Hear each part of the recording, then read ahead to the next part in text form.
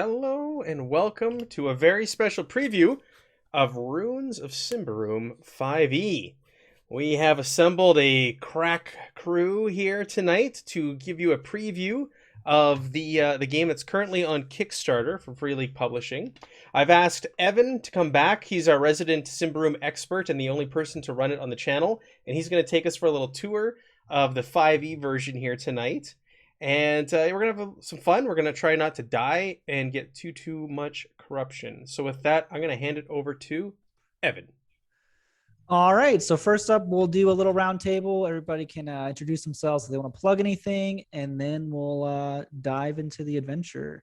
So, Matt, you go first. Yeah, you can find me here. I'm the Twitch director for Free League Publishing. You find me here quite a bit. We got this going on this week. I also have Forbidden Lands happening every Sunday night here on the channel at 9 p.m. Central Standard Time, and a few surprises coming up here on the calendar soon. Cool. Chuck, what do you got going on? Oh, shit. I'm Chuck. I run Defenders of Cobalt. You can find us twitch.tv/Defenders of Cobalt. We run, what do we run? We run Weird Frontiers, basic fantasy role-playing game, some 5th edition, spectaculars, Alien, and you can catch me Fridays, every other Friday on Free League Publishing, running some Forbidden Lands, and then the opposing Saturdays, you can find me on Goodman Games, running our Danger Stranger show. Yeah. Sweet. Aaron, anything you want to chip in? I'm Aaron. You can usually find me over at Garblag Games on Wednesday playing Warhammer Fantasy Roleplay 4th Edition, and we just finished a Spire campaign that you can find on YouTube. Awesome. And Steven. Hello, I am Steven. You can find me hanging out with Matt or Chuck whenever they need an extra player. That's right.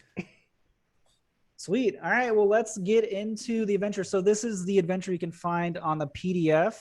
I think Matt can probably link it, but it is the same adventure that you find in the back of the actual Symbaroum book. And so this is the 5e version. So they've converted that original adventure into 5th edition. So that's what we're going to be walking through maybe the next couple sessions. So we'll get here to player introduction. So we'll set the scene for a second. So you guys have been traveling with a caravan that has roughly 5 to 6 different wagons, mishmash of different people that are trying to cross the Titans, which is like this massive mountain landscape that's unfortunately you guys are kind of traveling during the winter time due to how bad your homeland has been treated recently. So it's kind of this exodus of, this caravan moving to the new area to Davokar and trying to find their new home. So the players themselves are a part of this caravan, and they've decided to, the caravan stopped for the night, and they're circling up. You can see a fire start to happen, and a lot of the other people that are here are starting to circle around, start cooking food. You can hear them talking about different things. You guys recognize Adira, who is kind of a small woman. She looks human. She wears Prios robes. You can tell she's clearly a woman of the faith, and she seems to really keep to herself. She has a small tent that she does not, she kind of doesn't really talk to anybody, and she just goes and does her own thing in her tent. You can see there is two other figures named Belen and Ludo. They look kind of like veteran warriors that have, seen some battles. They have some scars. They have strong gear on them compared to some of the other people here. And they're like best friends. You can see them talking and laughing every time, talking about different things. And yeah, there's a lot of conversation happening around. People are making meals, and your characters are sitting around the fire. So let's go through some introductions. Ansela, go ahead and describe, Matt, go ahead and describe your character and kind of, why they're here, maybe what they're doing, that kind of thing. Sure. Ansela is a barbarian thurge, which is kind of like a cleric or priest in this world. And Ansela has been sent out along with Fenya, our goblin friend, to go and retrieve a priestess before meeting up with our other 2 companions, which we did. And we are now escorting her to, was it Thistlehold? Is that the name of the Thistlehold? Yeah. So we've met up now with the other 2, and we're traveling back. All right, cool. Chuck, you're playing Bartalum. Go ahead and Just a little intro. Yeah, I'm Bartolom, the Ambrian mystic wizard. And I'm recently out on my own after my previous master died, and I'm on my way to Thistlehold. Get some adventure, get some knowledge on me, but also to see if I can hunt down my last living acquaintance, my old master Vernon, who is working as a tutor in Thistlehold. Awesome. Aaron, what is Orlan doing? So Orlan is the last son of a near dead noble house, the House of Dar. He had spent the last several years fighting in the rear guard action in the homeland as a Panzer Knight to Queen Corinthia. And he realized that there was no way he was going to resurrect his noble house. And he could not find a purpose there. So he resigned his commission and went back to his home, only to find it completely destroyed and decimated. So he has decided to move on to Ambria to find a way to reclaim the strength of his noble house. And he ran afoul of some undead.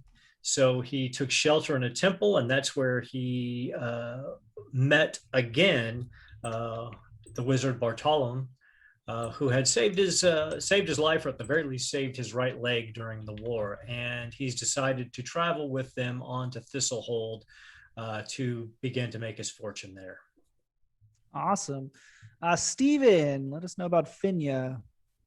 Yes, Fenya is a young goblin. She's around 10, 11 years old. And she has been struck with wanderlust. She was raised as a laborer for an Ambrian master. Didn't really like that life. Struck out as soon as she was able to. She also met Master Vernum a few times. He was a genuinely nice teacher. In fact, the first mentor that was actually nice to her, being a goblin peasant, so to speak. So she very much took to him, and she's also been friends with Anselm, and she likes Bartolom just because he reminds her of Vernum as well. All right, awesome. So you guys, the four of you, know each other in various ways, are around the campfire, and you hear the talks of some of the people here. There's discussion, kind of like almost gossip. Some seem to be rumors, but discussions of the caravan maybe stopping because winter is coming soon to the mountains. And some of the leaders of the caravan aren't confident that you guys are going to be able to get through without heavy casualties. So there's kind of this sour mood tonight. And it's kind of the discussion of like, what do we do now? We're stuck here in this caravan. And if we don't pursue any further, like what's the plan then? As that's happening, you guys are starting to eat your meals and continue talking. You can see a kind of lanky, tall person that has been within this caravan, a human. His name's Telk. He's one of the carriage people for one of the caravans. And you guys have, seen him and traveled with him for this time. You see he's just sitting there eating some soup as another figure walks up to him. Kind of a smaller human. He has a shaved head. He looks a little bit serious normally, but you see he's really excited. And you see he walks up to him like wide-eyed and goes to whisper something into Telk's ear. If you guys want to make perception checks for me to see if you can hear what he's saying.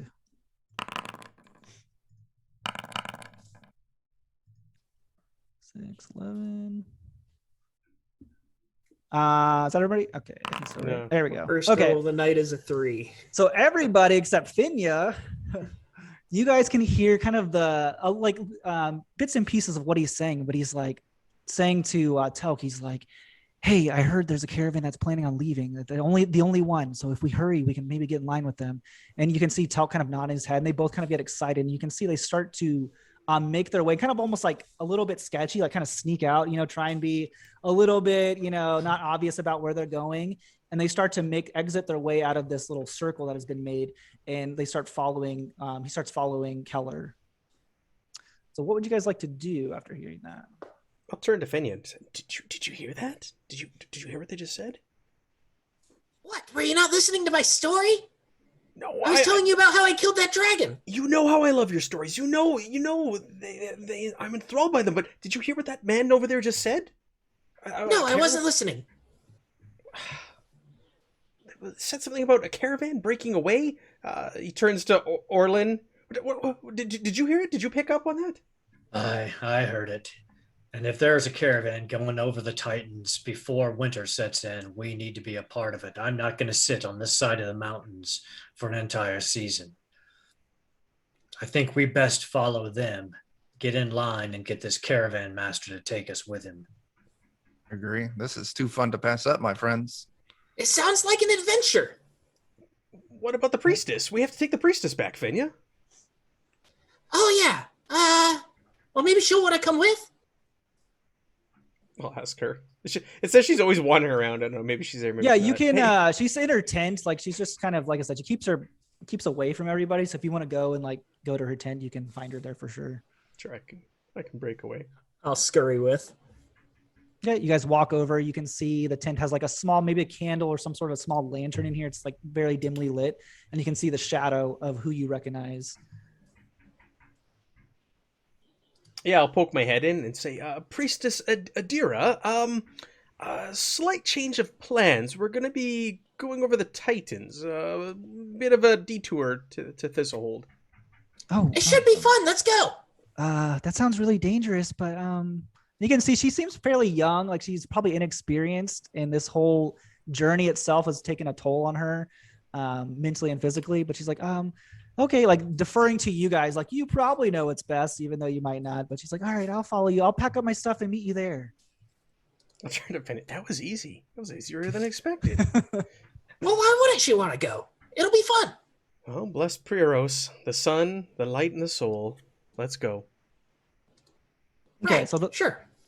the four of you guys start heading your way, and kind of you guys maybe had a bead on where Keller was taking Telk, so you guys maybe followed for a little bit and paid attention. As you guys travel just for about 5-10 minutes, you get to a different clearing that is clearly separated from the rest of the caravan. And you can see there's a couple people who have made their way there. Telk and Keller are standing to the side, and you can see Belen and Ludo, who you recognize, the kind of veteran warriors, are standing in front of a kind of plump, rosy-cheeked man with real baggy clothes of felts, and he looks like a little, I guess, above everybody else. You know, he seems like he has that air to him. And he sees that he, as you guys kind of walk forth with Adira, you see he looks at Adira and he's like very interested that she's walking this way. And he kind of waves her over, and you see she kind of gingerly just moves over, and they have like a small conversation. And you can hear, she's like, he asks, he's like, so, woman of Prios, you have something important, right? And she's like, yeah. I have the light of Prios. I can keep you warm. And you can see she's talking about something. You're not quite sure what she's referring to. And you see his eyes, like, he's like, oh, you know what I'm talking about, you know? And he's like, oh, wonderful. Go sit here and we'll see about the rest of the people. And then he looks at the rest of you, and she's like, he kind of like gives the intention, like, oh, what do you think about them? And she's just like, I don't really know anything. He's like, kind of laughs. So she kind of abandons you a little bit and walks over kind of in the safe section. You know, like she's passed the test.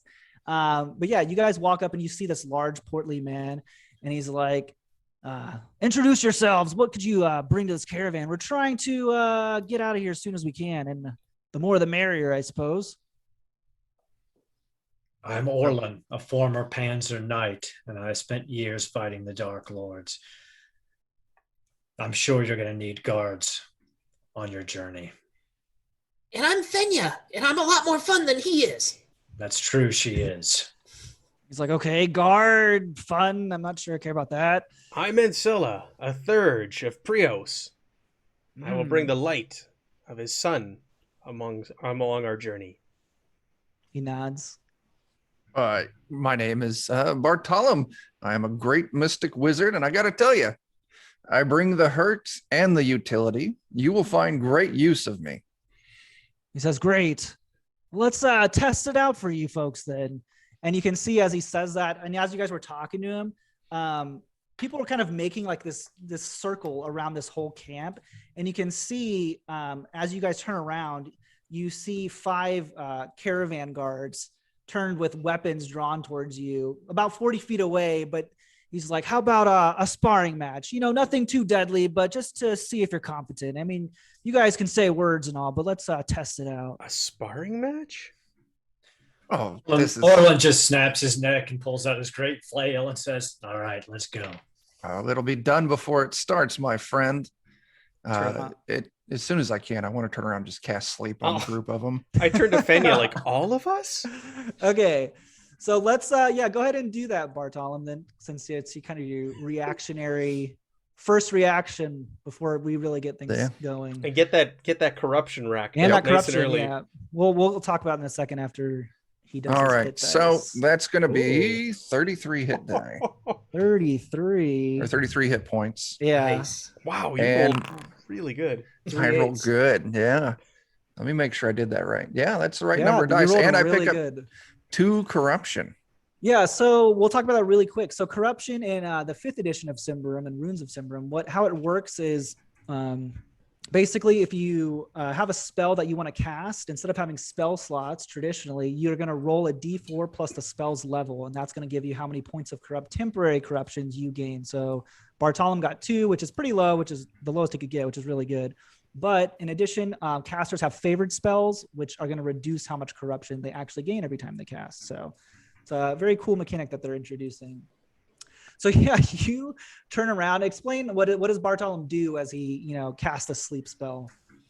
Yeah, so I pull out of my little pouch that I keep on my belt a little bit of sand, a rose petal, and I just pocket sand, toss it up in the air directly at him, say a few divine words, and all of a sudden a bunch of them just drop to the ground unconscious. Yeah, you see like as they were, you guys turned around and saw these guards, you can see like they kind of like, were licking their lips like, yeah, we're going to beat the shit out of these guys. And then all of a sudden you see the 2 in the front are like, like fist bumping, like, yeah, yeah. And then you see 3 behind them just fall to the ground and they're like, oh shit.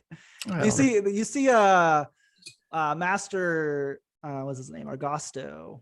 Yeah, Argosto. He's like, oh, well, okay. And you see he's kind of like, not quite what I intended, but I guess you pass. Can you wake them up though? Is that? Oh yeah, that's easy. I'll just go and I'll just slap each of them in the face to Okay. wake them up. You see, as like you go starting to wake him up, he like calls one of the caravan guards and he kind of takes him aside behind the caravan itself, and you can hear like a conversation of the guy kind of like yelling at him and ripping him like, you're supposed to fucking test them, and all of a sudden everybody's asleep.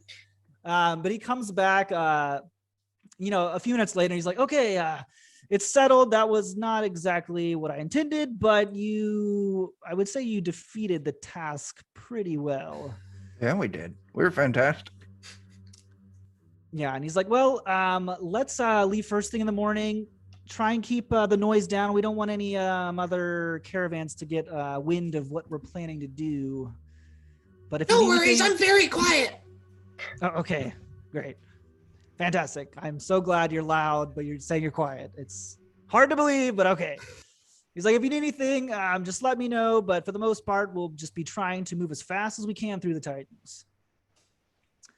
So yeah, if there's anything you want to do before you guys bed down, feel free. There's a couple people here. But besides that, you would generally fight them and then have a rest, but we skipped that. So we're going to, Who needs it? we're going to just go to the Too good. nighttime portion. We're fantastic.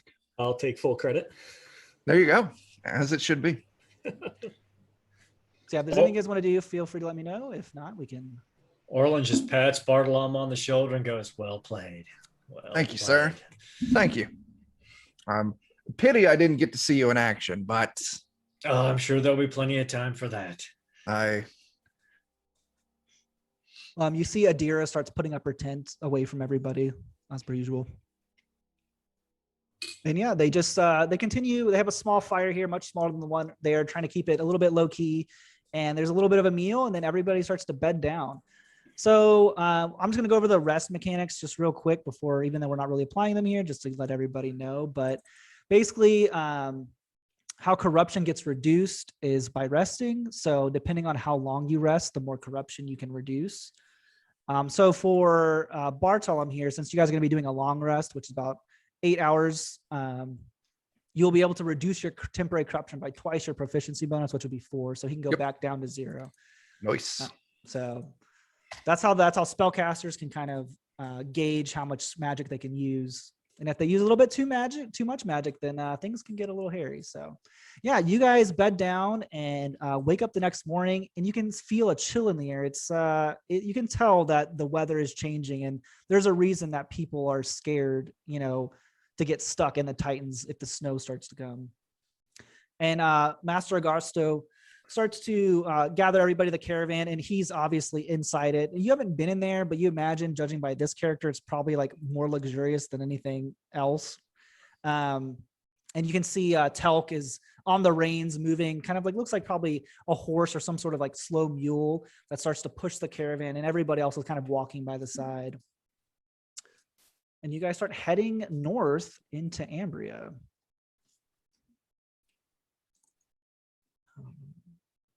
I'll loudly start telling the story about how one time a goblin prince tried to propose to me, but I turned him down. And Ancilla is completely enthralled with your story, just hanging off every word. Really? When did this happen? How long ago? What was the name of the place? It was a while ago now, but he was so struck by my beauty that he couldn't resist. The moment he saw me, he was down on a knee. I'm so lucky that they sent you out with me on this adventure. Oh yeah, I've been all over. I'll tell you how everything works. Dude, yeah, please do. I am quite curious though. What does the goblin marriage rituals look like? Oh, well, royal weddings, those are very intricate. There's a lot of tradition, which is why I didn't go through with it. It was really just too much work. That's fair. What can you tell us of Thistlehold? Oh, I wasn't going to get married there. It's not very nice. I was going to get married up further north. I like that cold air. Like we're feeling now. It reminds me of the good old days.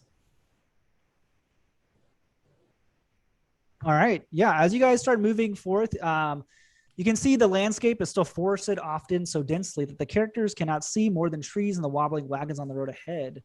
The journey goes slowly upwards and winding between wooded hills and shallow canyons. At times, the wagons reach a crest from where towering mountains can be seen further north. You can see as you guys are traveling on the caravan, Adir is staying really close to Argosto, the caravan leader.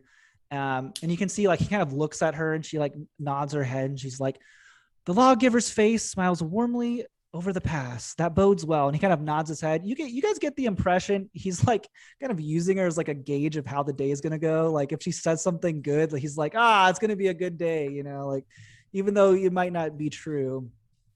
But you guys go for about 6 to 8 hours and you can see the sun start to set, and you guys have been traveling through the north. And, as the sun starts to set, you guys start to form another corral as you guys have been doing previously with the caravan.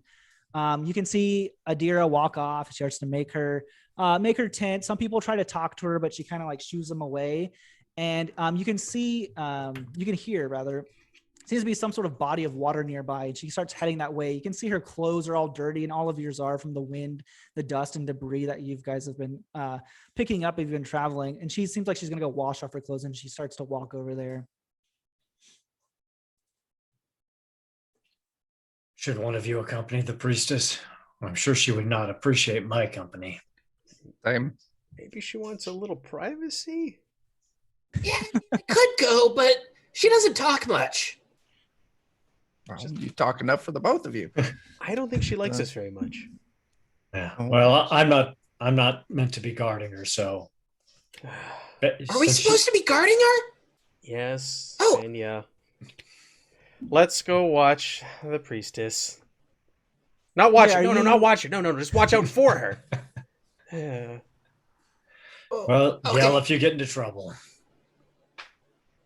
Yeah, so I guess I'll go over to the priestess. Okay, are follow you her. guys trying to like stealth so she doesn't notice, or are you just Yeah, trying let's to walk let's up? try some rolls here. Let's stealth. Okay, roll me some Okay, let's have some stealth. fun. Oh, Man, my dice are killing me tonight. So I'm just telling Yikes. another story, not even realizing that Ansela wanted to be quiet. yeah. So you guys attempt to not let her know, and she goes. You travel for a good 300 feet or so before you finally get sight on her, and it looks like she is like disrobing and cleaning her clothes within the river. You start telling your story, and you see she like turns away and gets like real scared, and like brings her clothes up to her chest, and she like says, "Go away, get out of here." Yeah, and I swear that cow really did talk to me. Wait, what? Why is she upset with us? I don't know what's going on, priestess. Are you okay? I'm trying to bathe. What do you mean? What is going on? Leave me.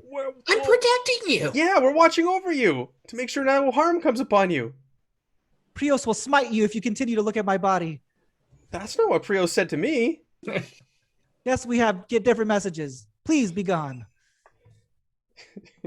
I can't see where to go. I'll just kind of Just turn around. Just go away. I'll just kind of take Fenya by the scruff and just kind of walk away, lead her away. We're helping her. You hear a deep sigh, from her as she's just like kind of relieved that she was snuck up on as she was trying to clean herself. But yeah, you guys go back to the group, and you hear maybe about 10 minutes later, you can hear the sounds of footsteps coming back from the river, and you can see her once again. Like it looks like she was in the process of bathing, and she has like part of her clothes running towards you, and she says, "Thieves! Thieves! Someone stole it! Someone stole it!" and starts running towards the caravan. I didn't take anything. And she looks at you guys a little suspiciously as she knows you guys have snuck up on her. She says, "They tried to look at me when I was bathing. It must be them." Priestess, the next time you send your bodyguards away, it may be more than just something stolen from you. It may be your life. I was trying to bathe and they tried to sneak up on me and failed. It was disturbing. They were watching me. No, we were just trying to protect you and the Sunstone. We can't let anything happen to you or it. I can't find it. The stone. Well, what did you do with it? Where did you see it last? It was in my clothing, and then I was washing it and I put it down to finish my clothes, and when I came back, it wasn't there. Well, take us and let's retrace your steps. Did you check your pockets? Yes. You guys can make a perception check if you want. Ooh. Hey, and that actually gets an additional +2 because I have expertise. Nice. So Fenya and Bartolom, you notice as she's saying that, and you have to look around, scan the group, and you can see clear as day that Keller is not here. Hey, where'd that one guy go? Which guy? The Keller guy. The killer. The killer? Yeah, the killer. He took it. Where'd he go? I look around to see if Telk is around somewhere. You see he's kind of like sheepishly, not like hiding, but he's like, like if there was a crowd, he's like in the back trying to like blend in. Orlan just marches directly over to him with one hand on his longsword. Hey, Orlan, how you doing? Where's your friend Keller? What do you, go ahead and make a persuasion or intimidation, whatever. It sounds like intimidation, but whatever you prefer. And since I have privileged, I get advantage on dealing with all Ambrians if he's an Ambrian. Yep, go ahead. All right. Oh, let's hope that's better. Ooh, there we go. Very good. Yeah, you see he done. gets really nervous as you walk up, and you can see sweat start to form on his brow. He says, "Oh, okay. He maybe told me that there's like a hideout, and I could show you the direction it is. That's all I know." What? You're in league with him? No, I'm not. He just said like Tie this him is a up. great opportunity. I didn't know anything else. I promise. Telk, I am a noble of Ambria. If you lead us astray, when I come back here, I will take your head. Look, all I know is he just said there was a hideout. I didn't know he was planning on stealing anything. Where's the hideout? And he points. It looks like it's kind of like if you were to go past the river, like where you guys were, like if you were to continue down that way, he points that direction. Not that there's any place to go, but make sure you're here when we get back. Okay, I won't move anywhere. And you see Argasto at this point kind of butts forward. He's like, "Go get the Sunstone. This is important if we want to continue. We will not be able to survive without that kind of warmth." That's where we're headed, Caravan Master. Awesome. So you guys start making your way. You can see that the path is pretty straightforward. It looks like it's in between, almost like a valley of like two mountains. So you guys have a pretty straight path. If you guys want to make survival checks, go ahead and do that as well. It's one of my true strengths here. Oh, she did okay. Oh, Ooh, yeah. You guys rolled really wow. well. Wasting a nat 20 on All survival. Yeah, so as as he says that, and you get past to where you ran into Adira, you can see on the ground there seems to be some small footprints, very small. Like it would have been pretty hard to notice, judging because you know Keller's not a huge person, but you can see there's clearly some indication that someone was going this direction. And you travel for about 5 to 10 minutes before you can start seeing a small forest of trees, and you can see this very rough dirt path that kind of leads in between them. You can kind of see the path before you of where these footprints are taking you. As you guys continue, unless there's anything else you guys want to do. Nope. Okay. What is everyone's passive perception? 13? 15. 10. No, 12. Okay. What 12. is that hiding at? Passive perception for me should be 11. Yeah. Okay. Who would you guys say is like leading the group at this point? Orlan. Tonight. Yeah. Orlan? Yeah. Okay. Yeah. So as Orlan starts walking to where this dirt path is taking you, Finya, you notice as he starts to kind of cross that section of where the forest clears out to an opening, you can see right on that edge, there seems to be like this little bump of leaves that looks a little fishy to you. Wait. Orlan stops dead. He's an old soldier. He knows when to Yeah, halt. kind of like right before Orlan's about to step, you notice. I think What is there's it? a stick there. You might trip. Orlan takes a step back and just motions to Finya. Would you like to take a look? Well, I mean, sure. And I'll go up and I'll just grab another stick to poke the stick. Careful, Fenya. Oh, okay. A stick to poke the stick. All right. So as you poke the stick, you poke towards the middle of this like kind of just raised section. And as you do, you hear a massive clank as some sort of like bear trap triggers, and it breaks the stick in half. And you can hear, this loud noise come forth. And as you do, you can hear probably about 60, 80 feet away, the sound of a crossbow being loaded. And we're going to go into initiative. Ooh. This is the one where we don't have a battle map, or is this one This is the battle map. This is the battle map. All right. Yes. Everyone onto the battle map. On to the battle map. So yeah, go ahead and put yourselves wherever you think you would be. Basically, in the beginning of the map is where the trap is going to be set, essentially. And yeah, let me know what you guys roll on initiative, and I'm just gonna keep I it. think written you down have for to now. start a combat encounter for us. You have to add Yeah. us to the initiative track. Do you want me to do it, Evan? No active encounter. We can just click on the sword and shield to add ourselves as long Yeah. as he starts the fight. Oh, do I literally just click you guys?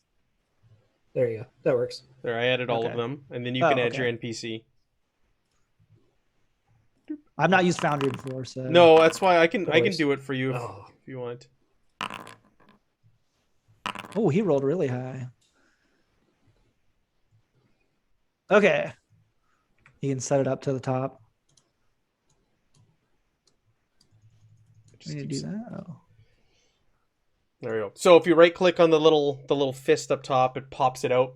Anybody who's not familiar with Foundry, it'll pop it out for you, and you can then have the combat tracker on the table. You just need to hit begin combat, Evan, at the bottom At the bottom of the combat tracker. I can do Oh. it for you also. I got it. I see it. Okay, Now- cool. And then I just click the arrow to move to the next person. Yep, to the next person. So second-rate Awesome. thief is up first with a 19. Yeah, so this is Keller. So yeah, Keller rolled really high, and you can see as you guys triggered the trap and made that noise, he turned around knowing someone must have followed.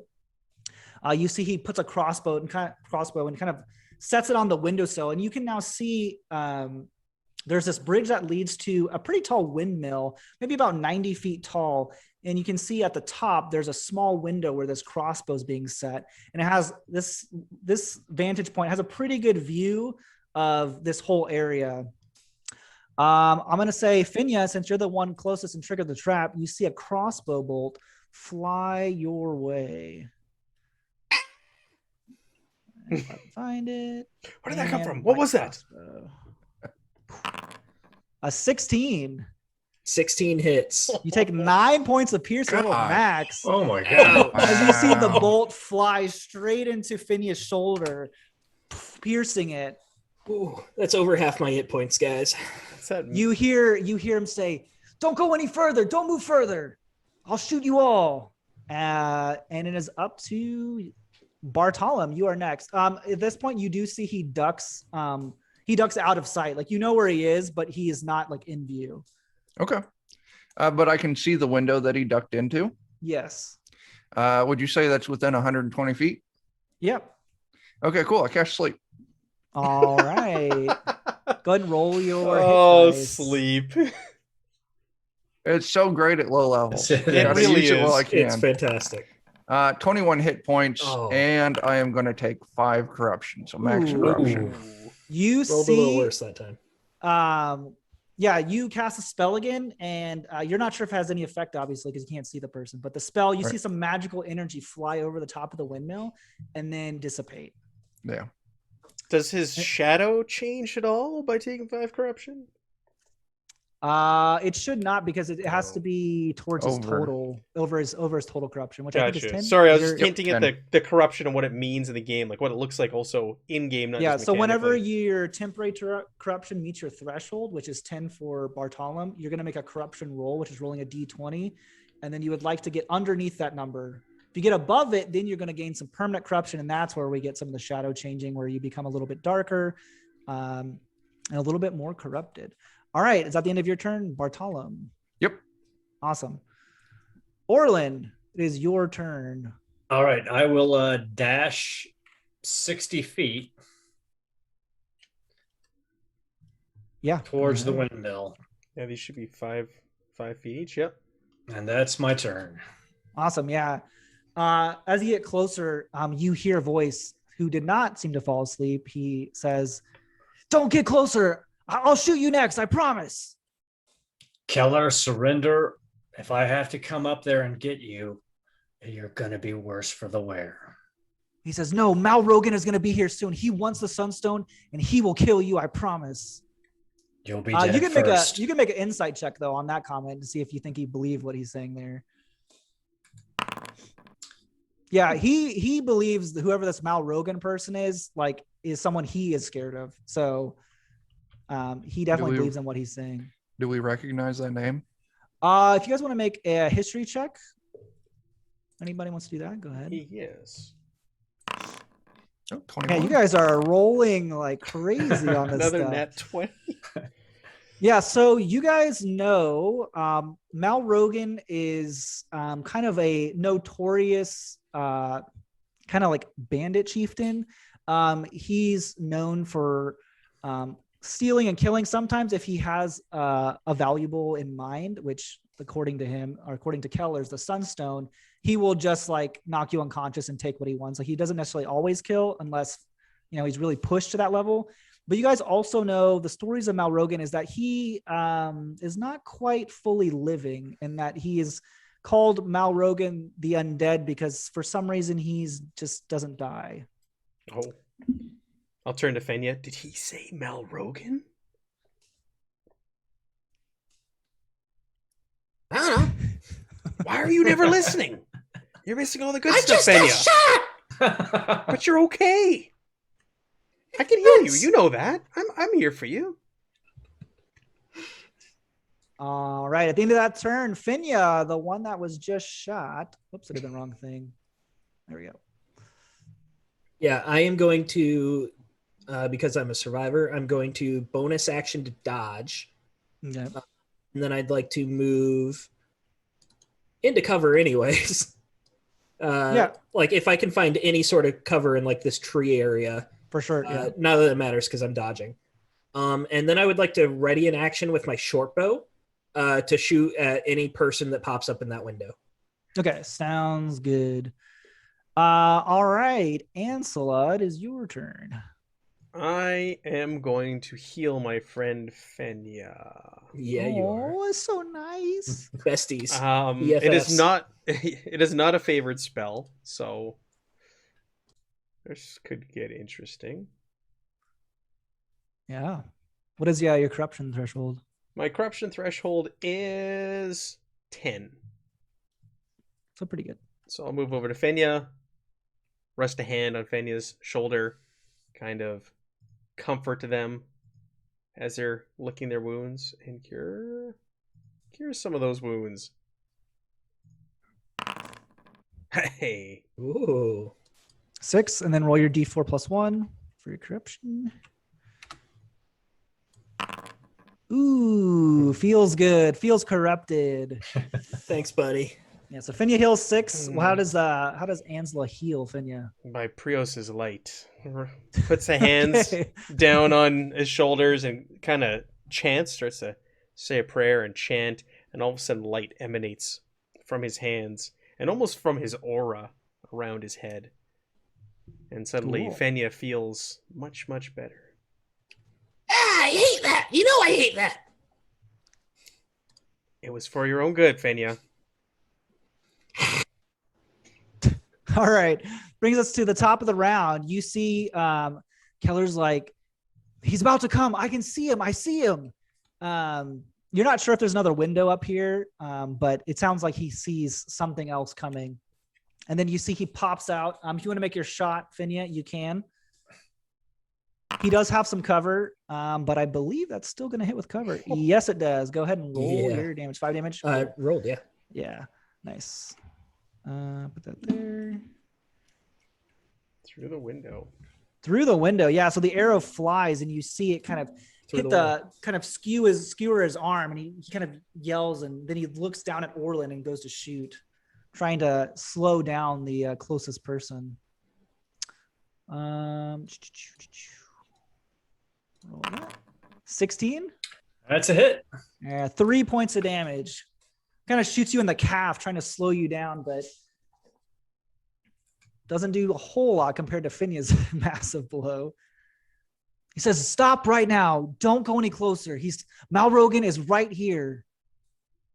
Too late And for you. that is the end of his turn.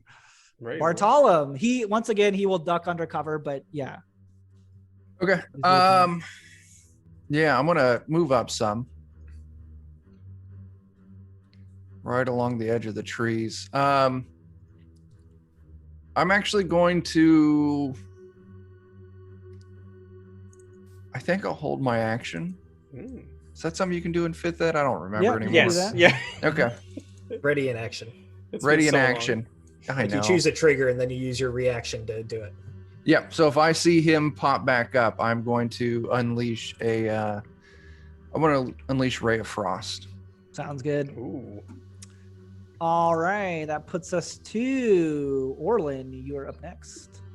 So Orlan will dash again, double move into the building, Okay. unlimbering his great flail as he goes. Yeah. So as you dash in, you can see there's a small wooden door at the bottom. You burst through, and you can see there's a ladder, probably about 30 feet to the top, or at least to the next level. You think it probably goes about 60 feet to get to where he is, roughly. But you can see now he's like, "Oh no!" and starts looking down at you, and he's not near the window at this point. That is gonna be the end of your turn. We're gonna go to Finya. All right. So I see Orlan rushing in there. Mhm. I probably don't have a very good view of him through the window, right? You said he moved away? Yeah, he moved away, and now he's like fully attention on kind of what's below him versus what's outside the window. Would there be anywhere in this open field before the bridge that I could go to get a look in the window? I would say you could. You just wouldn't be able to see him, but you would still be able to see like a little bit further into the window, but you still wouldn't get a good view of him. Okay. Well, if the angle's too bad, I see him move away. I see Orlan going. I'm going to move and bonus action dash to get as far as I can here, which 50, right about there, I think. Yeah. And then I will ready an action with my bow again to shoot anyone not Orlan coming out of the door. Okay, sounds good. Angela, what would you like to do? Yeah. I'm gonna do a little measurement here. Oh wow. That's 60 feet away. I'm gonna ready Sacred Flame in case somebody should pop through the window to launch at them. Sounds good. All right. Goes to his turn. You can see he looks down at Orlan. Do not get any closer. And then you see he kind of moves across. So whoever is looking at the window, you guys can cast your spells. Like he's moving across to go to the other side of this floor. You go and first, you get Jack. a vision of him. You get like a little spot of glimpse of him. What does he look I like? made the wrong choice, guys. 18. That definitely hits. Yeah, that's going to deal Oh, just one big point of one. damage. A whopping one. Does reduce his movement by 10 feet Okay, until yeah. the start of my next turn. But And you take 1 corruption or 0? Is it a favorite? no, that's favored, so no corruption cool. for me. All right. This is also a favored one for me, so it's And a dex save. dexterity save.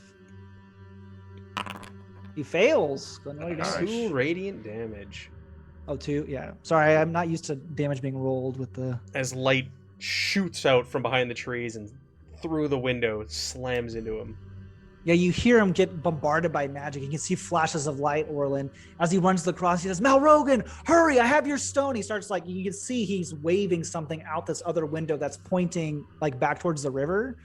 And he's not going to, you can see at this point, like his crossbow looks like it was on the ground when he started running.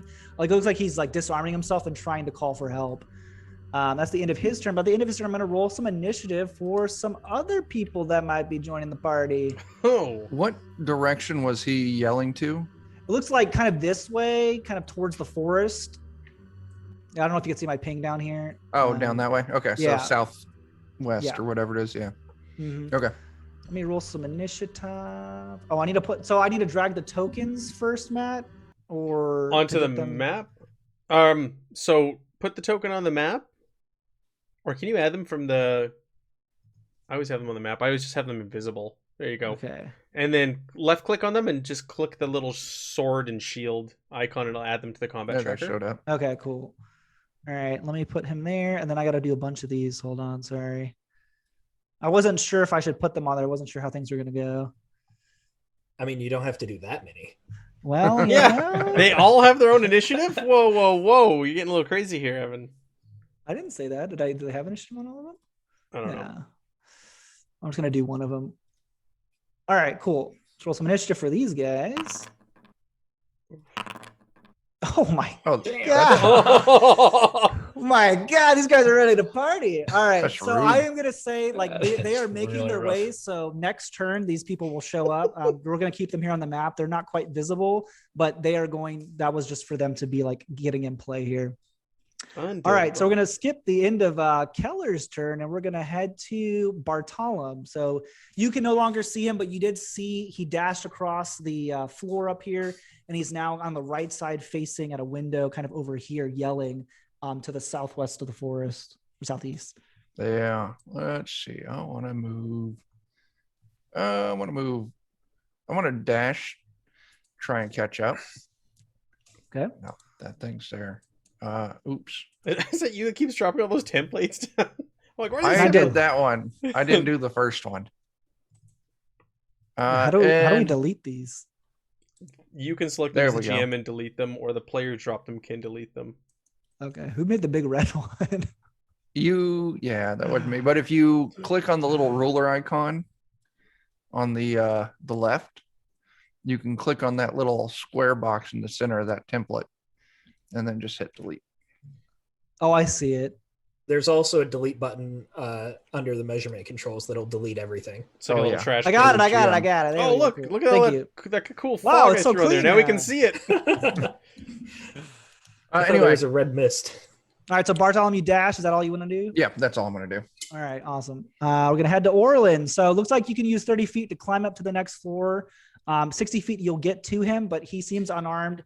He's yelling at Malrogan, still keeping an eye on you, but he at this point he looks like he's kind of giving up, but really just asking for help. So up to you what you'd like to do. I look at him. I go, Keller, don't pick up that crossbow. If we live through this fight, you're going to want to surrender. And then I walk back out the door and ready in action. If someone gets within melee range of me, I will beat them to death with a large flail. Sounds good. All right, the end of Orlan's turn. Finya, what would you like to do? Can I? You said they're still a ways away. I have 80-foot range before I get disadvantage on the short bow. Can I see them? Like, are they within 80 foot? I'll right say now, go ahead and their tokens are 50. make a perception. I'm saying they're not quite on the map yet. I was just rolling to kind of get them there, but go ahead and make a perception roll and see if maybe you can get a good glimpse. Yeah. So we'll say you can like see, doesn't look like Malrogan, but maybe one of the bandits. You can kind of get a glimpse of them moving through the forest as they're making their way. So if you want to try and take a shot, feel free. Yeah, I'll take a step forward, but not too close, and then I'll just take a shot and whichever closest one I can. Yeah, sounds good. Okay. That does hit. Ooh, nice. Yeah. So you see the arrow fly through and you hear someone, what the fuck? Cool. All right. Cool. That puts us. Oh, and I will bonus action to dodge as well. Sounds good. That is really strong. Ansela, your turn. All right. Time to move. Oof. I'm tempted to dash the rest of you, but then we're all out in the open. Yeah. Yeah. All right. Yeah. I got a dash. I'll join the party. All right. Awesome. It's going to put us to the top of the round. Malrogan himself. So basically how it's going to be is their first 30 feet is going to be them on the map right now. So here in the forest line, that's them moving their 30 feet. He is going to, you hear he looks up and he says, "Drop the stone, Keller, and we will leave." And he starts making his way. He's going to use a dash action to make his way. Oh no, I made a box. You're the ruler. Just hit that trash can again and use the ruler.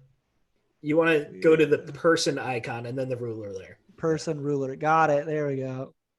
All right. So he's going to move over this way with his action. And then I got to select that. Boom. All right. And that's going to be his turn with his movement and dashing. You see, it's Keller's turn. You see he goes and he leans over the window and drops the stone on the ground. And so the stone falls right here, basically in this square. And then he kind of looks. Oh, I guess no one's in here, right? Everybody left? Mm-hmm. Yeah. Right. Okay. So that's all you guys know then. Yeah. So then it is the bandits' turns, or the robbers. One of them's been shot. So they're 30 feet. They're now at the forest line. You can see a couple of them pull out light crossbows. One's going to make there's going to be 3 of them total shooting, and they're going to make an attack on each of you guys. One at disadvantage on Finya. So the one on Finya will roll twice. Just take the worst one. You can actually, A 12. if you hover over Does the not hit. if you hover over the 12, you see how there's a minus and a plus. You can just hit cool. that You minus or roll plus, and it'll give you advantage or disadvantage. All right, cool. Another one fires at Orlan. The light crossbow. 18 for 8. Damn. Yep, that hits. That hits. Says, I was in the military. I was trained for damage. this. I'm like CR 1/2, but this is my moment. And then the other one's gonna shoot at is that Bartolom, right? Yeah. AC of 13. All right, cool. He fires 17 for 3. So I'll do my reaction when he hits me for battle wind to get 2d4 plus 5 temporary hit points. Sweet. Go ahead. Orlan steels himself for battle. And as you're doing that, the other two are going to use a dash action. Nice. And they're going to get right here. You see they draw short swords and they charge forward as the three of them are covering in the forest. And that is going to be the end of their turn. Bartolom, and it's your turn. You see a slew of people. Yeah. The guy you did shoot, Fenya, is right here. Guy in the forest. Just to let you know. Cool. Thank you. Okay. I want to move a little bit. And then I want to try it again. I want to try and sleep these three in the forest. I want to try and land the sleep right kind of there in the center. That would give me 20 foot spanning all three of them. So hopefully I'll actually get something this time. Yeah. It's 5d8. Ooh, that hurts. You Getting worse as you go. do see this guy does fall asleep, actually. Okay. From the shot from Fenya, he does fall asleep, so we will ignore him for the time being. Oh, not worth the 4 corruption though. Ooh, Are go you at your over it. threshold? Let's do some. I'm at some 9. rolls. I'm at 9. One off. Yeah. Can you make a marker on this guy, Matt, or something for sleep for me? Yeah, I'll put something on him. Okay, thanks. Just to remind me. Cool. That is going to be the end of Bartolom's turn. Orlan, it's your turn. You guys don't really know about the Sunstone being dropped. You heard Malrogan maybe say something about the Sunstone, but you would have not been witness to that part at least. But you did see Malrogan move towards that direction. Well, I will move up to this first robber since I don't want to incur attacks of opportunity, and I will swing my great flail at him. Go ahead. Ooh, man. Yeah, you swing with this massive flail and you see the guy duck out of the way and he has a short sword and he gets ready to stab you. Anything else you'd like to do? Nope, that's it. Awesome. Fenya, your turn. So you said I did not see him drop the Sunstone. I don't know. No, because the Sunstone is being dropped behind the building, so nobody was in real line of sight to see it. Okay, that's But right. you can, like I said, you see Malrogan moving to the window versus like you guys, so you can tell something is up, but you're not quite sure. Yeah, what. but I wouldn't know what he's doing. Right. Okay. Well, then I will step behind my good buddy Bartolom here. The tank, right? Yeah, put the tank in front of you. the wizard tank. As long as it's a body between us, I don't care. And I will take a shot at the guy not closest, but not in combat there. This guy right here? Yes. Cool. That is not enough. You see the arrow fly over his head, and he kind of has a grin, and he's like, "We're gonna fuck you guys up." All right, and as I that way, as I miss that shot, I'm gonna do a Kirk shoulder roll and take the dodge action behind Bartolom here. Sounds good. Ansela, your turn. You've made your way to the bridge. You can hear the combat ensue. You can see your guys fighting. I'm gonna walk up behind Orlan. I'm gonna place both of my hands on his shoulder as he is locked in combat with this guy. Look to the heavens and start chanting. A Prios massage. Corruption. Corruption. Yep. It's great. It's great as a GM. I love it. It's like you guys do it to yourselves, you know? Oh, he hit me, so this might be worth it. Thank you. And oh no! Oh, what's that put Does you that put you at 9? I'm at 10. I'm exactly at 10. Oh. So you need to roll a d20 and get below a 10. We're getting to see all the rules at play here tonight. All right, you pass. You are able to resist the corruption that tries to enter your body. Now, I am not 100% on the rules. I don't think it fully clarified, but I think if you continue to cast spells, you will continue making corruption checks every time since you're above your threshold. Right. So I believe that's how it works. And it just makes it harder and harder to succeed that check. Awesome. You can see as, Orlan gets healed. There's kind of like this golden light, and then you see some like black almost get infused into his body as some corruption seeps in. Cool. That's going to bring us to the top of the round. It is going to be Mal Rogan's turn. He walks forward. And you can see this figure is about like 6'6", super tall, looks pretty ripped. And you can see just this weird, ghastly kind of face, like taut skin with like, almost like a skeletal face with just like really, really thin skin. He walks forth with his movement. You guys don't see anything. Obviously, we know he picks up the Sunstone, and then he walks back and he says, "Thanks, Keller. Time to head out." And he starts walking away with his dash action. Oh. And that is going to be his turn. It's Keller's turn. You can hear some, let me see what he can do really quick. Yeah.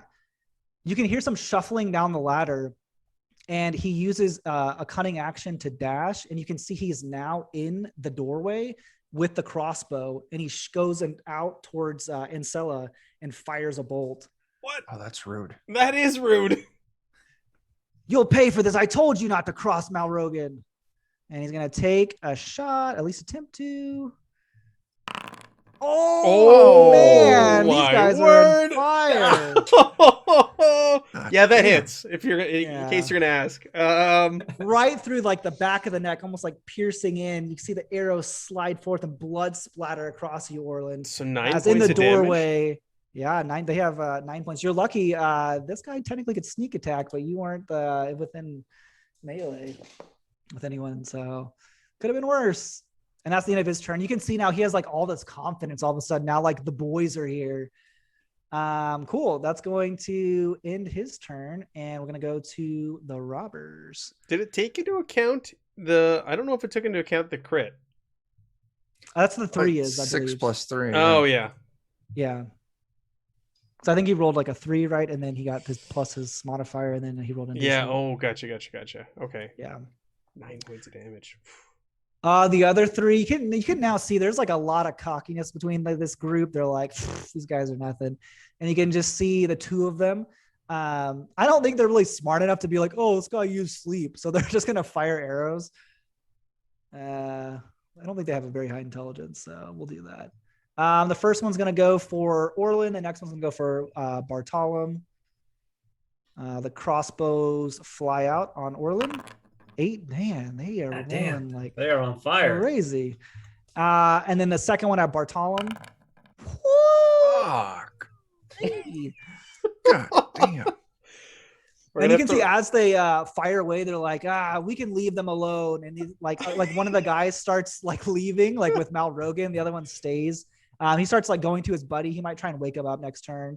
But they're kind of like getting ready to leave. Like these guys are chumps. And Bartolom, it is your turn. Oh crap. All right. Oh wait, did I not do the melee dudes? Oh, sorry. Oh no, hold you on. didn't. Yeah, I thought they were on different initiatives. Let me just go ahead and move this guy here. And he's going to make an attack on Bartolom, and the other one is going to be on Orlan. So they're going to use their short swords. That's the wrong character. There we go. Orlan, 16? Yep, that's a hit. Jeez, 3 damage. Bartolom, Yeah. 6 damage. I'm down. They have a +3 just to let everybody know. Bartolom! So you see he just like sprints up, and Bartolom is like, trying to focus on his next spell, and he just slashes him across the chest, and Bartolom falls slump on the ground. Prios, smile down upon us. He kind kind of of sees Fenya cowering behind him. Yeah, a small goblin cowering. He kind of looks at the goblin and spits on the ground. You see him use the rest of his movement to like back away. Like, we've showed what we need to do here. Not necessarily turning his back, but kind of like, yeah, this is over. So that is now officially the end of their turn. Bartolom, let's go do ahead and death saving throw for me, my man. Yep. All right. See, no problem. Pass. Orlan, your turn. You witnessed this. You heard the pain from Ansela behind you. You can tell you're kind of surrounded. You see Bartolom on the ground. What would you like to do? He just shakes his head and swings away at the guy in front of him. This is. Oh my God. Yeah. There you go. Nope. Now you're using that great flail, and it's not programmed on there, but it does have a new quality, entangle, I believe, in the rules. Yeah, yeah. If I could use my bonus action to forego the damage and just trip the guy, but I just want to That's crush some his skull. super damage. Yeah, you crush him like right across the side of the face. And you see his head fly over, and you can see he's still standing, but he has this massive, depression in his face, and his neck is kind of crooked after that massive blow. And he's like, "Dude, you're fucking losing. Stop." I am going to at least kill you. But yeah, he looks very bloodied. He's like, "Oh shit, that fucking hurt." Finya, your turn. Okay, so I am cowering. Bartolom goes down. That's an oh shit moment for me. I'm going to go over to the next me shield. 5, 10, 15. Can I go right there? Yeah, that's totally cool. And while I'm doing that, I'm going to drop my short bow and pull out my short sword. And hopefully while this guy's distracted with a flail in his face, stab him. Oh, yeah, you do. And, Describe how you take down this bandit. I have backstab too. Oh, that hurts. So as this flail goes in, Orlan's saying, "I'm going to take down one of you." And I'm going, "Mine!" And I'm just going to slice the short sword right across the neck. You see him just fall down, blood squirt everywhere. He yells in pain, and you can see immediately everybody who was running away turn around in fucking anger. And the people that were fleeing are like, this is no longer a fleeing fight, and they're turning around clearly to engage in what's happening now. Oh shit! And I will don't have to disengage anymore. So I had 5, 10, 15, 20, and I'll just go back here with the rest of my movement and dodge behind Ancella as a bonus action. Sounds good. Can you put a skull on this guy, Matt? Yeah. Thanks. All right, Angela, it is your turn. There is Keller, who is standing in the doorway of the windmill. You just witnessed one of the robbers get pretty much obliterated by a two-hit combo. Has got to go help. I appreciate that. We're gonna see these corruption rules at play here. Let me get the rules ready. All right, here we go. Oh, wow. Awesome. Yeah, clutch. So I still roll a d4 plus 1. Do I keep adding onto my temp? Okay, all right. So you added 2, nice. So you need to get lower than, I guess, a 12 at this point. Yeah, you resist the corruption for now, and you have a massive heal on Bartolom, and maybe things are going to change. Awesome. All right, end of your turn. It is Mal Rogan's turn.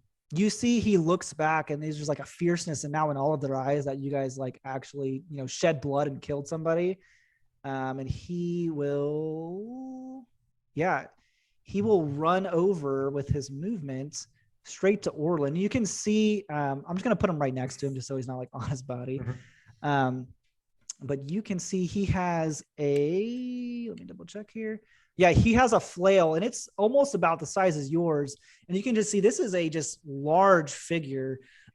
He looks like he's just super strong, but like I said, he has this unnatural face, these almost red piercing eyes, and this weird, like just textured, just skeletal with barely skin. And he looks down on, I don't know how tall Orlan is, but maybe down on you. Yeah, probably. He's like 6 foot. Yeah, he says, "Blood for blood." And then he gets his flail and yanks it back. And let's see what happens here. Let's see if somebody can miss on it. 17 for 10 damage. Yeah. And he just clubs you across the face, and you can see, and he looks at the rest of them. He says, "Let's finish them." And you can see they all kind of get this just viciousness to them now. So my final battle wind to get some temporary hit points back. Oh, you have another one? Oh, that's awesome. 2. Oh, nice. Good roll. So is it you take the damage first and then roll it? Yeah, it's a reaction after you've been hit. You gotcha. That's really cool. It is really cool. So Orlan, all right, you're gonna probably win this fight, but I'm gonna do my best. All right, it brings us to Keller. You see Keller You can see Finya. You look over and see Keller like in the windmill, and you see like this like kind of shit-eating grin. And he looks over, knowing that like now Malrogan's here. Basically, he knows he's getting sneak attack. He goes over and takes a shot right behind Orlan's back as he's not looking. Oh, geez. At least the damage was Yeah, there. it's only 3 damage. He does get additional 2d6 from the crit on the sneak attack. So that's not in there. So this is just total damage. So 3 plus this, so 5, so 8. So not as bad as it could have been for sure. Almost burned through that temp. But in the back did, of in the back of like your head, you feel an arrow, and you can now see the guy who you're talking to is like shooting you in the back. Fenya, kill that bastard. All right, that's going to end his turn. It is going to be the robber's turns. Ooh. So that guy is actually dead. This guy turns around and comes back to the forest line.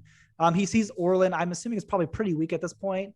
So he's going to take his crossbow bolt and take a shot at you. Sorry, the two in the bush are dead? Just this guy's sleeping, and this guy's the only dead person. The two in the bush are alive. They haven't done anything. I'll just throw markers on them. Cool. Yeah, sorry. Okay, he's gonna take a shot at you. Dude, these people are rolling insane. Take 8 piercing as an arrow flies from the forest. For having +3s, these are legends. They haven't missed one, I think. Yeah, I don't know if they have. The end of your turn, you can see in the forest, this guy's like, he kind of like got the orders to leave, and he saw the guy just still on the ground. He's like, dude, wake up. What are you doing? And he's going to wake this guy up to sleep, but that's going to be both of their turns. Him waking up and this guy waking up from being slept. And this guy here in melee, you see he runs forth and he says, get the healer. And he's going to basically kind of engage both of you and run here and go for Ansela. He pulls out a short sword and charges forth. 14? Yeah, that hits. You take 5 points of piercing as he slashes across your chest and is engaged with both of you now. It's not looking good for healer, guys. It's not looking good for anybody. That's the end of the robber's turn. It is Bartolom's turn. Well, this makes it easy. I am just going to burning hands that dude right next to me. Yes. For hurting our healer. Yeah, go ahead. Oh, I'm gonna make a dex save, right? Yeah. It'll be. Oh crap! Hang on, it's doing weird stuff. That is doing weird stuff. There's a thing. Okay, that's not what I wanted. What's your DC? And we can just do it manually. Let me. Oh my gosh! Like I remember those things. I've slept since then. Probably 12 or 13, if I had to guess. Should be 13, I think. It's 13 dexterity. Yeah, it's there. Okay, 13. Okay, cool. He mega fails. Nice. Oh, nice cone, Matt. You light this tree on fire. You light the sky on fire. Go ahead and roll your damage. Oh, 5. All right, that's this guy here. Delete those cones. I'm trying to, man. They keep. Every time I cast that spell, it keeps spawning cones. Oh, it drops them so you can measure it. It's automated. Yeah. All right, great. You're so yeah, you see Bartolom pull his hands out in this massive cone of flame, and what you would think would really hurt somebody, you can just see kind of some embers and a little bit of cinders on the guy, and he kind of looks at Bartolom like, "That's all you have? That was it? You did that huge spell, and I feel kind of okay." Listen, man, I'm hurt, right? And that's another 5 corruption. That puts me at 14 corruption. Yeah, let's go ahead and roll some. So you want a D20 on that? So not just normal D20 there. Oh baby. Oh. To the corruption tables. That's one of the bad ones. Starts at 0. You want another D20 on that? Is that modified by anything? Yeah, so go ahead and roll another D20. So this is you failing, so you're going to gain a mark of corruption. Oh no. What'd you get? 19. Breath that stinks of sulfur. I got real bad breath, guys. I've been eating weird eggs all day. Breath stinks of sulfur.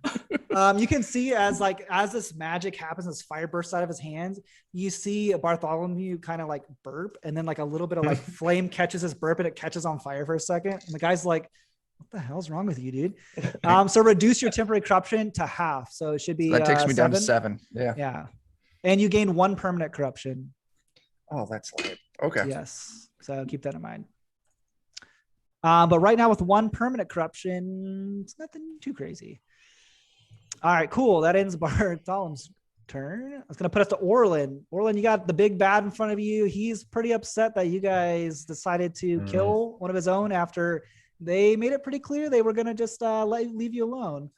Yeah, how dare you? Yeah. I know. How dare us not be pushed? Orlan's kind of sighs and he goes, right. Swings his great flail. Yeah, that hits. Okay. 11 points of damage. And then seeing a little bit of success on his backswing, will use his action surge to take a second attack at him. Yes.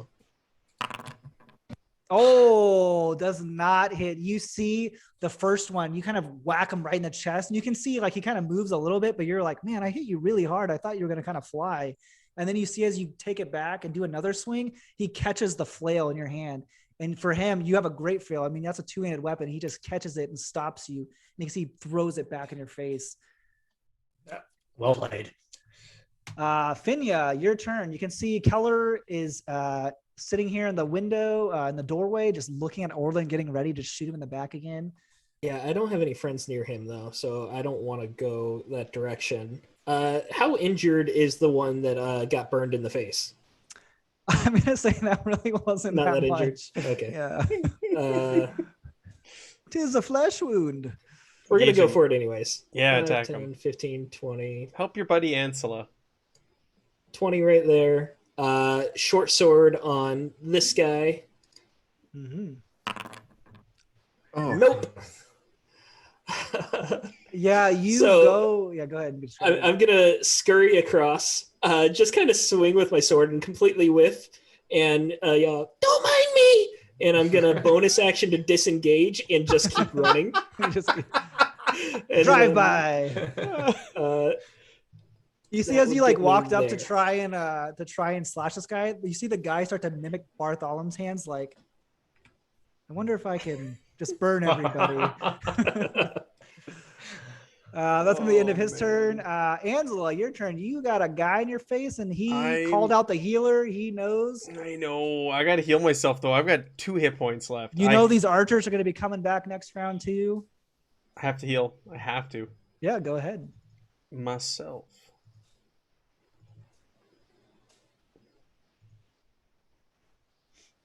It's telling me I have no more spell slots. Yes, I do.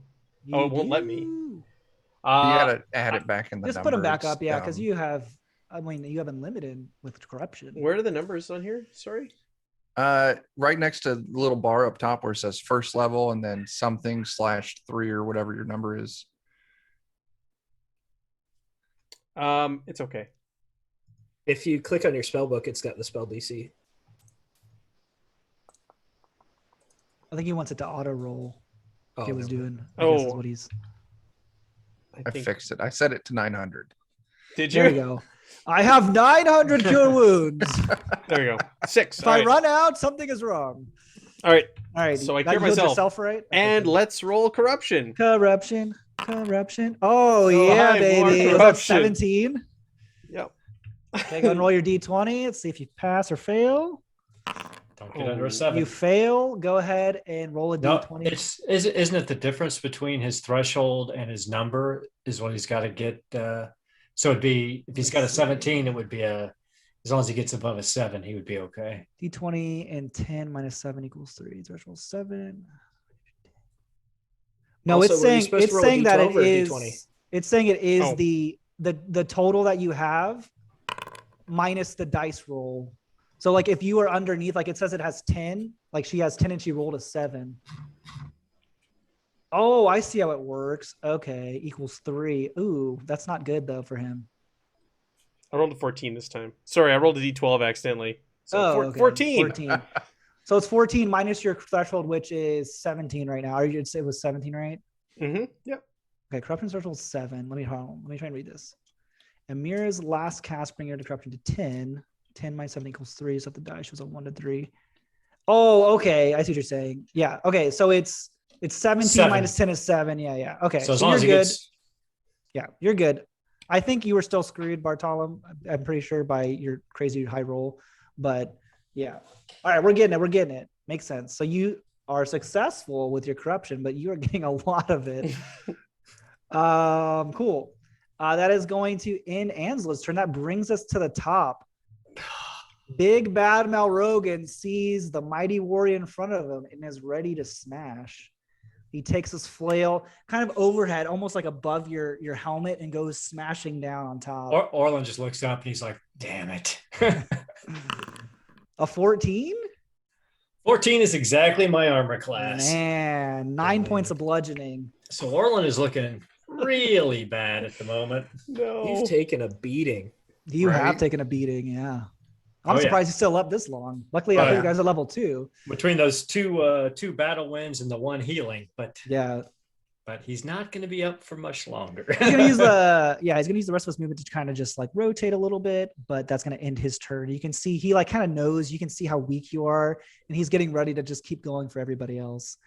That's gonna end his turn. But little sneaky Keller is just gonna pop out and be a little douchebag and fire at Orlan. I should have just killed him. You should have. A 12. It That's a misses. miss. Oh my Hey. God. You see it bounces off his armor and he's like, oh shit. He kind of like ducks up back a little bit. A little bit of confidence has left him. Awesome. That's going to end their turn. It's going to be the robber's turn. So now we got all of them awake. The 3 of them are going to unleash a volley upon you guys. One's going to go for Orlan. One will go for Bartolom. And one is going to go for Ansela. So the crossbow's ready and fire. So the first one on Orlan. Oh man, 21. Orlan is down. Yeah, you see Orlan is like what happened to my character. You're Boromiring at this point. You're covered with arrows, slash wounds, and you finally fall to the ground. You see Malrogan kind of like acknowledge it, and he turns his face, to look the other way, knowing that you're down. They don't look like they're just gonna beat you bloody down. Like they're not gonna just sit there and annihilate you. They'll let fate decide your course. The other 2 are going to shoot at Bartolom, the first one at you. 22 for 4 damage.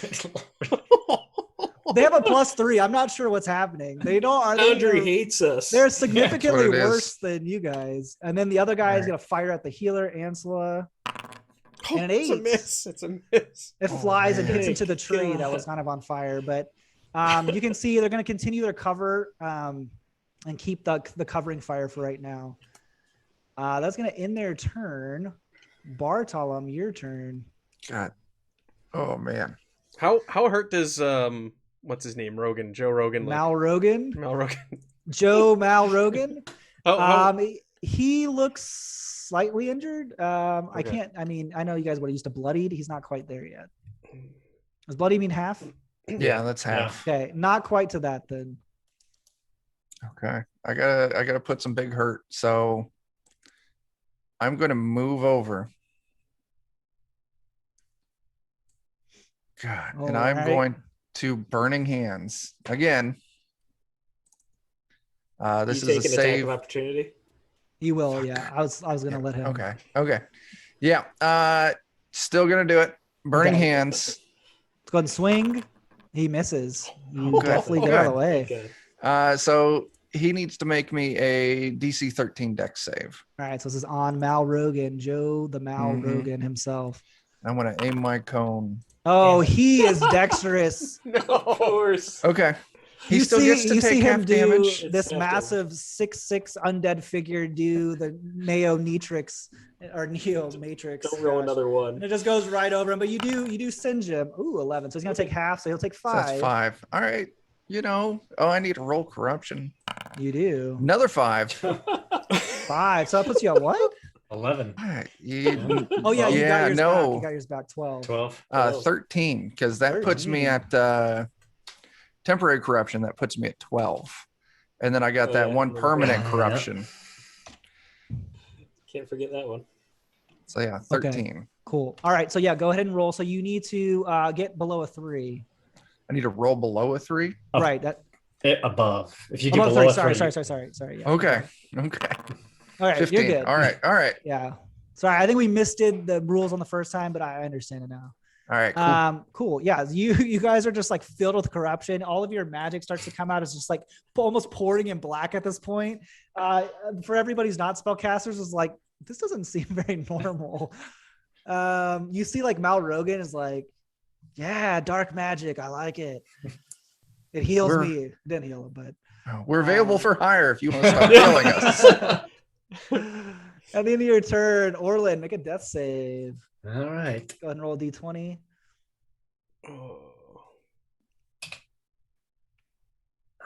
Not 2, 1.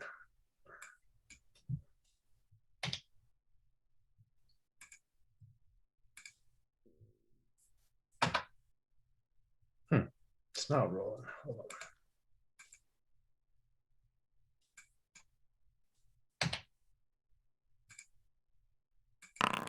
There you go. All right, one success. No problem. You're still breathing. Finya, your turn is next. All right. You see the situation before you, and things are looking a little dire. Yeah, it doesn't look good. I'm just gonna take a step down here and start slashing with my short sword. Die! All right. You slash into his butt, and he has a butt of steel. I mean, that thing, your blade just bounces off, and you're like, dude, what are you? What is this? Never mind. Bonus action to disengage.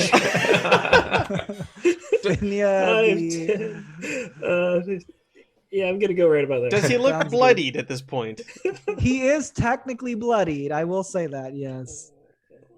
Gonna end Finya's turn. Angela, it is your turn. You have a guy with a short in front of you. He's just looking to stab you. You can see everybody's moving around. I know. All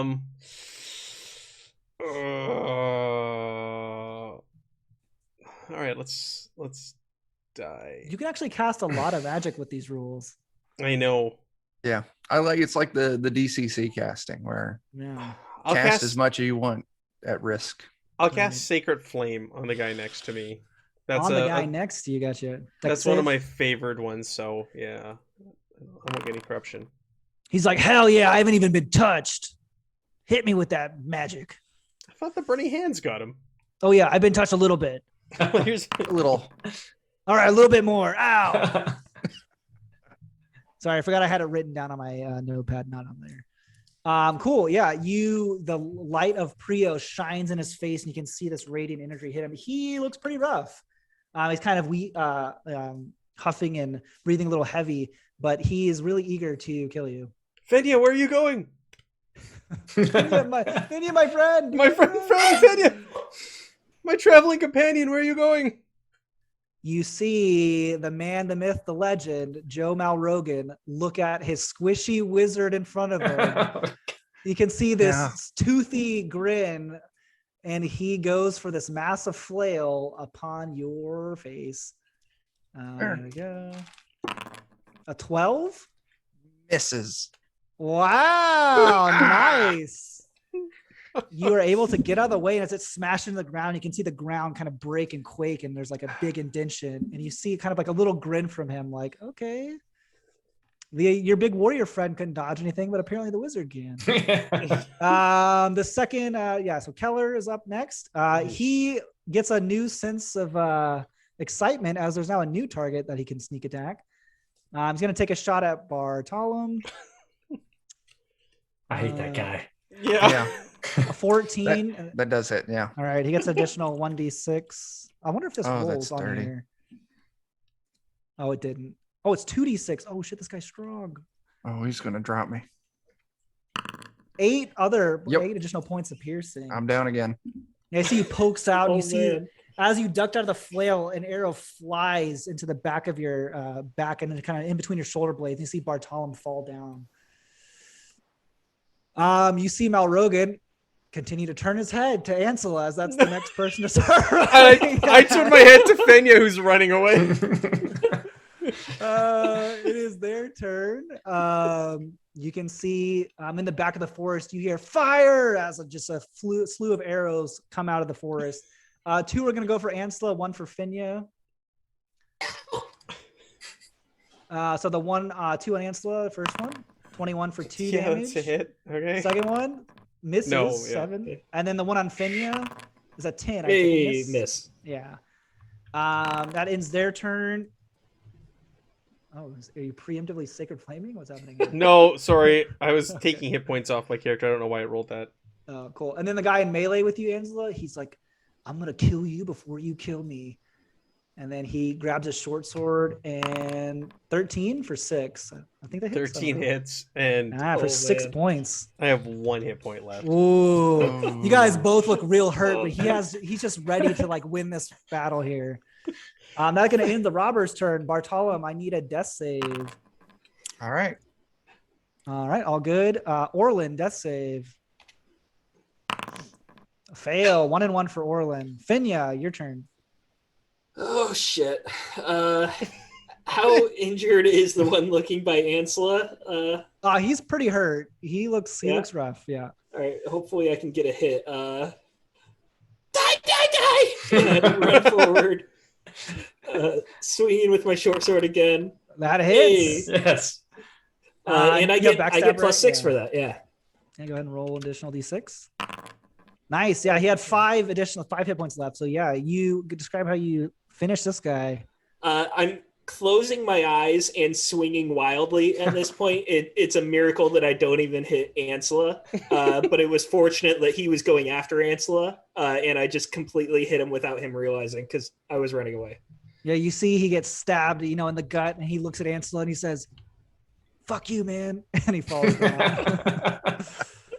The end of his turn. Ansela, it's your turn. Hold on. Unless you want to do something else, yeah, feel free. That was 5, 10, 15. I'm going to bonus action dodge and move right there. Hey, where you going, Fenya? Come back. Ansela, your turn. I'm going to heal myself, I guess. Okay. You heal yourself with that amazing confidence. 5 points for you. You gain some temporary corruption. 3. So that takes me up to 20. 20. Exactly. So you need to roll 10 or below. 10 or above. God, I keep saying that. Good. Yeah, you're good. Holding off the corruption. The dark magic heals you. Nice. Any movement or bonus action you want to do? Don't tell Prios. Yeah, maybe I'll run with. Where are we going? Come back. You hide mine. Okay, great. You bastard. All right, that's going to bring us to the top of the round. Joe Rogan himself looks at the two of you like, what are you doing? And he's like, trying to leapfrog behind each other. He's like, see you later, healer. And he's going to walk up here in between both of you guys and go for the healer with his flail. That's smart thinking. 21 for 8. Oh. I'm down.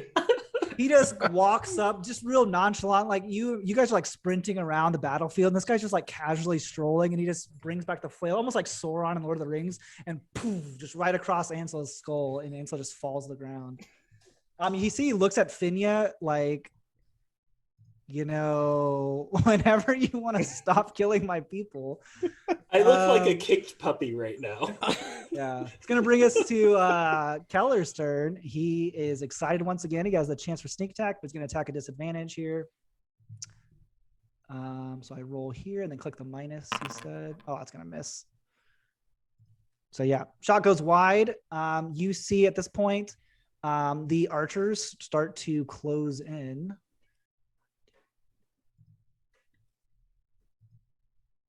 Well, they're going to still shoot shots at you, but they'll still have disadvantage. Right there. And they are going to try to hit you. Let's see. First one. TPK. That's going to miss. Second one. That could hit, so disadvantage. Oh, 17. So 7 damage. And then the second All one, right. our last one, is going to be 17. So that does hit. Oh Yeah, I my rolled twice. god. So you take 15 total. I'm done. TPK. All right. TPK. So what's going to happen here is just to see what happens. We're going to roll our death saves to see like kind of narratively what happens with the characters. While that's happening, all of them are going to steal any gold you have. They're not going to like steal your weapons or anything, but like if you have any gold or anything that would you consider precious, they're going to rob you. And then you see no one sees this, but they're all going to leave with Keller and they're going to disappear into the forest. So let's go in order of initiative to see what happens to everybody. Bartolom, if you'd like to make a death save. Nope. Nope. All right. Orlan, death save.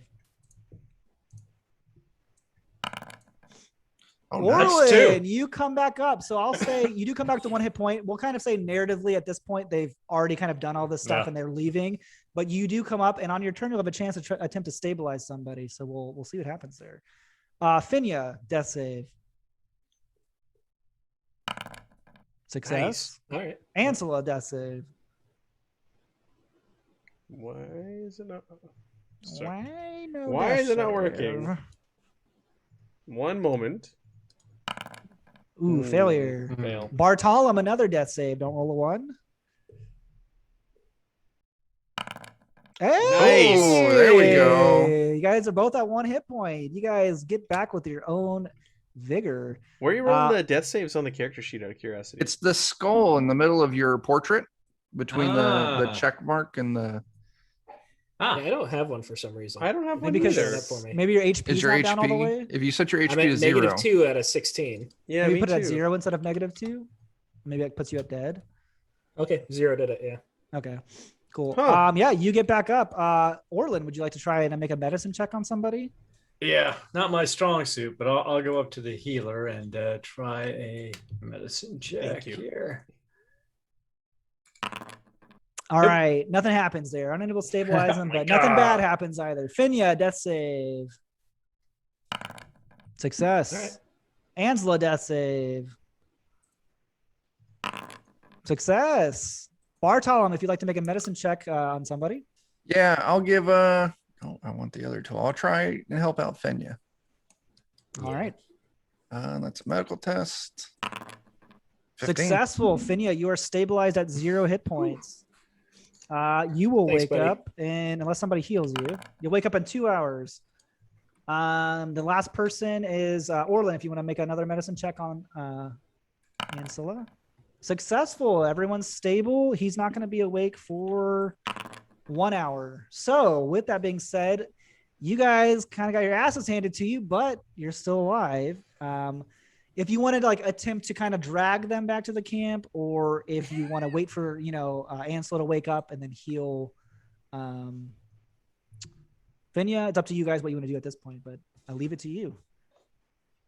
Well, I'm feeling pretty beat up. I don't know about you. Let's just wait for a little bit, catch our breath, and wait till at least Ansela wakes up. Let's head on into that lighthouse and hole up there at least, so we got a little cover. Sounds good. I'll pick up Ansela and carry her into the tower.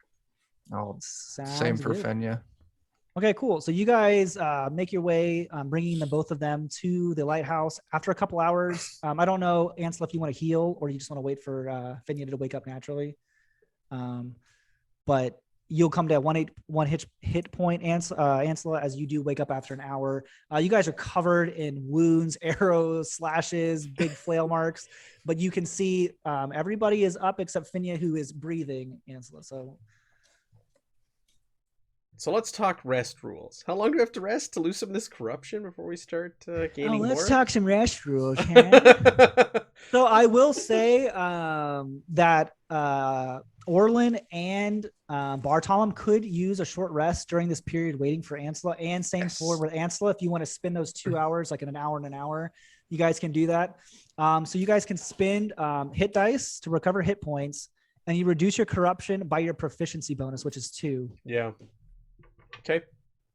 It also says you can spend hit dice to also reduce You can spend a hit dice to reduce your proficiency bonus again of corruption. So instead of healing, you can use it to reduce corruption as well. That's cool too.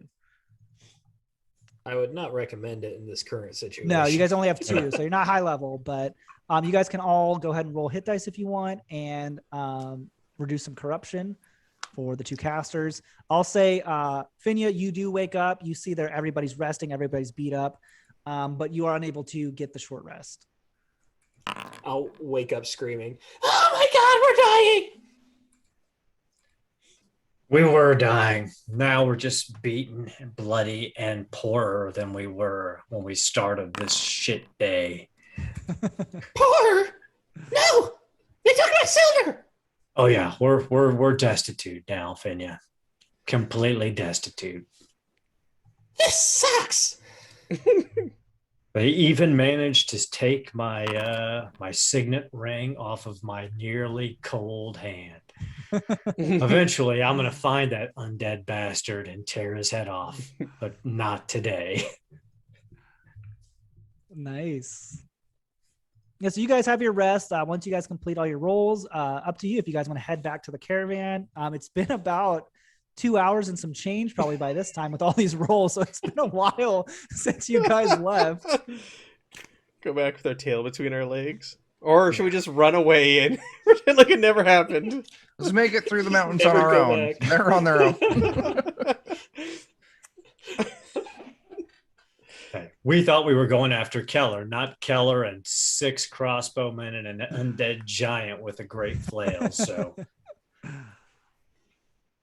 Yeah, you guys want to head back to the camp, or what do you want to do? Yeah, I guess so. I'm really embarrassed about it, but probably head back to the Yep. camp. Okay. it's not the first time we've had our asses whipped in a battle. After all, you remember, if I'd have lost my right leg if you hadn't healed me from that battle a few years ago. Yeah, that's true. Doesn't make it feel any better, but that's true. Nope. No. Tails between our legs. That's warfare. Yeah, so we'll say instead of the caravan moving on, which is a very good possibility, we'll say since you guys were parking at night, like getting close to night, at this point it's nightfall. You imagine the caravan would not leave during night, as that'd be very dangerous. So you guys make your way the 10, 15 minutes to get back to the caravan, covered in wounds and aches. And you can see as you get close and kind of get near the firelight of this caravan, Master Augusto kind of starts to move his hefty body towards you. He says, "Did you get it? Did you get the stone?" No. It wasn't just Keller. It was Keller and 6 crossbowmen and some undead half giant. We scared them off, though. They went running away. Oh, They beat us all to unconsciousness, robbed us completely, took the stone and walked away, probably laughing at us. Let's be honest, Finya. I mean, they're the ones that left, so I think we kind of won. Correction there, friend. They left us for dead. Well, at first I was afraid. You know, I was even petrified. Oh, I saw that coming. He says, he's like, "This is going to make this journey so much harder." And you can see he's not like, what is he going to do, right? He's not going to sit here and scold you. He just kind of, there's a look of disappointment, and he's just like, and he kind of said to the whole caravan, he's like, "We'll leave in the morning, but everyone be prepared because this, good." You might want to have words with Telk. He knew Keller's plan. He may have an idea where that undead abomination is taking the Sunstone. We may not get it back now, but maybe it's someday. Yeah, he nods and he kind of walks over towards the caravan and he kind of nods everybody like, you know, you're on your own for the rest of the night. And yeah, so let's go ahead and just end here. We'll do a long rest really quick. Everybody get all their hit points where they need to be and their spells, the corruption where they need to be. So I'll go over that really quick for us. So a long rest, you guys get to equal HP with your hit die plus your con mod. So whatever your max would be of your hit dice plus con mod. So if it's D6, it's 6 plus con, whatever it is for you guys. And then you can reduce your temporary corruption for the casters twice your proficiency bonus, which should be 4. And then how many hit dice you guys have, you're going to get half as much. So in the morning, you should each all have 1 if you've used 2. So just depending on how much everybody's used. Okay. Winter is coming. I just didn't want to say that. All right. Yeah. And that's where we're going to end the session for this episode of The Promised Land. Went a little bit different than I expected, but you guys didn't die, technically. You could have killed us. I could have killed you. I was very nice. But they were rolling rocks. I mean, they were. Yeah. I mean, it is made that the encounter is difficult. Like it is stated that, and you don't necessarily have to fight, but you guys went to the bitter end, whether you liked it or not. So yeah, cool. We'll wrap up this session. I think we're going to do next week, Matt. Yeah, we'll do another one next week, and that will Yeah. probably be our preview. Yeah, and that will probably conclude at least the first section of the Promised Land. I think it is split into 2, so you always can continue on past where these characters might get. But that is where we'll end for now. Awesome. Excellent. Thank you, Evan, for running Symbaroum, Ruins of Symbaroum for us, which is on Kickstarter right now. I'll drop the link in the chat. If you enjoyed what you saw, you can pick it up on Kickstarter right now, or you can go get the quick play, what's it called? The playtest? The playtest is what we were doing tonight. You can get off Drive Through RPG, and I'm going to drop that in the chat as well.